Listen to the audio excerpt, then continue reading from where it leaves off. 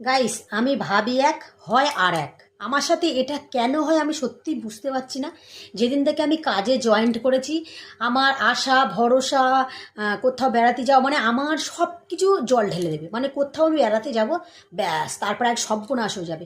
সকালবেলা ঘুম থেকে উঠছে 5টার সময়, যাব ননদের বাড়ি। কত হ্যাপি! আমার চেয়ে আমার মেয়ে ভীষণ খুশি। তার জন্য এই যে আনন্দে ব্যাগটা গুনে আমি গুছিয়ে নিয়েছি, আইলানাও পরেছি, লিপস্টিকটাও পরেছিলাম। হঠাৎ এসএমএস এসছে 1:45 জিরেন গাছে আমার মিটিং। ব্যাস, জল ঢেলে দিল, যাওয়া মাটি হয়ে গেল। তাহলে ভাবো গাইস, মানে আমি ভাবি এক, হয় আর এক। সকাল থেকে কত হ্যাপি, ননদের বাড়ি যাই না অনেক দিন থেকে, অনেক দিন পরে যাব একটু। তো কি বলবো, আমি রাগে আমার গা জ্বালা করছে। মানে কিছু বলতেও আমি পাচ্ছি না যে কি বলবো আমি। তো কাল থেকে রেডি হয়েছিলাম, কি করব, মিটিং থেকে ঘুরে আসি, মিটিং থেকে ঘুরে এসে আবার যাব। তো বলো, একটা জায়গা থেকে গিয়ে আর একটা জায়গায় যেতে ভালো লাগে?